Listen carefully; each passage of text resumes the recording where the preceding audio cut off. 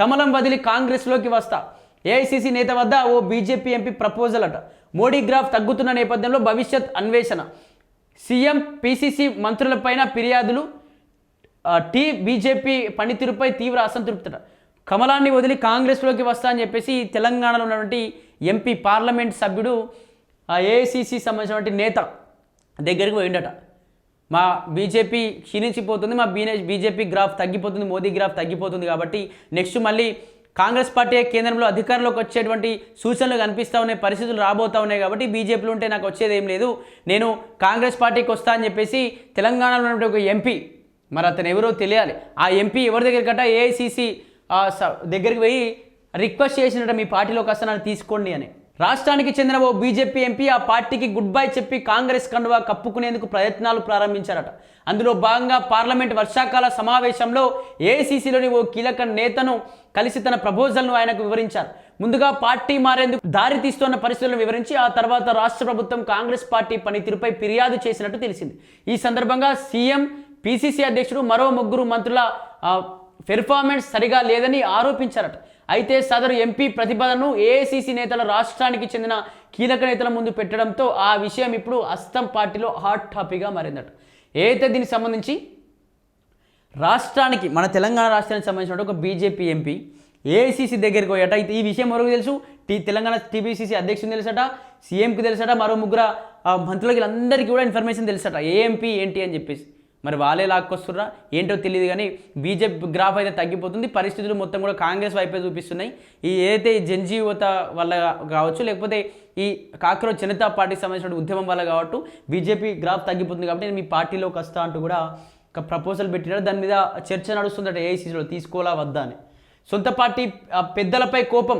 లోక్సభలో అడుగుపెట్టినప్పటి నుంచి Sadar BJP MP కేంద్ర మంత్రి పదవిపై ఆశ అంట. సొంత పార్టీ పెద్దలపై కోపంగా ఉన్నాడట.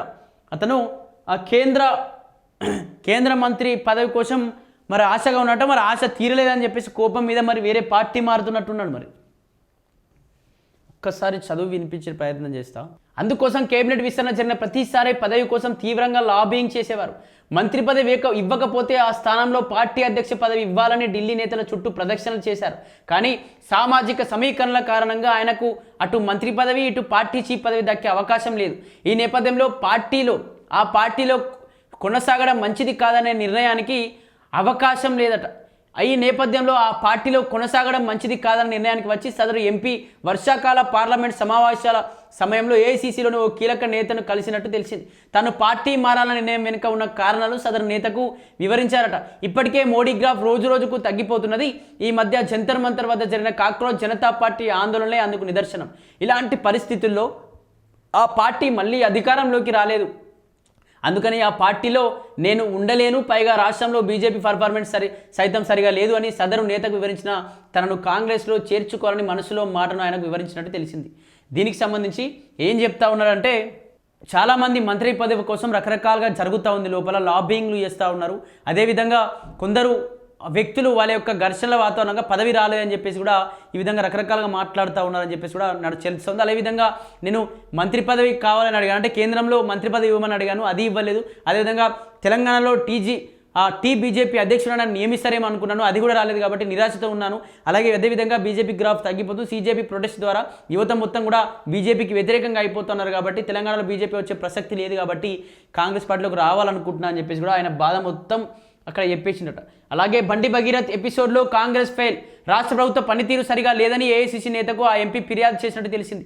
ప్రధానంగా సీఎం రేవంత్ రెడ్డి, పీసీసీ అధ్యక్షుడు మహేష్ కుమార్ గౌడ్ వ్యవహార శైలి సరిగా లేదని ఈ సందర్భంగా విమర్శించినట్టు తెలిసింది. బండి భగీరథ్పై నమోదైన ఫోక్సో కేసులో కాంగ్రెస్ పార్టీ రాజకీయంగా సరిగా ఉపయోగించుకోలేకపోయిందని ఆరోపించినట్టు సమాచారం.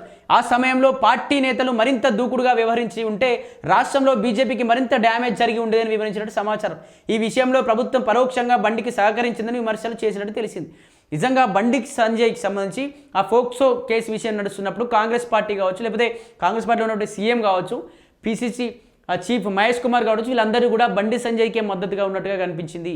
అంతగా బండి సంజయ్ ఇష్యూని ఎక్కువగా టేకప్ చేస్తే బండి సంజయ్ కావచ్చు బీజేపీకి తెలంగాణలో బాగా డ్యామేజ్ జరిగేది, కానీ డ్యామేజ్ జరగకుండా వీళ్ళే వెనక నుంచి కాపాడుతూ వచ్చినట్టుగా అనిపించా ఉంది. నిజంగా తెలంగాణలో కాంగ్రెస్ పార్టీ వాళ్ళు కూడా బీజేపీతో కుమ్మక్కైపోయారు అంటూ కూడా అతను నేను వస్తా అని చెప్పేసి రికమెండేషన్ దీనికి సంబంధించి ఆ ప్రపోజల్ పెట్టడంతో పాటు ఇతను మళ్ళీ ఇక్కడ వీళ్ళపైన కూడా చెప్పిండట నిజంగా సరిగా పని చేయట్లేదని చెప్పి వాళ్ళపైన కూడా కంప్లైంట్ ఇచ్చిండట.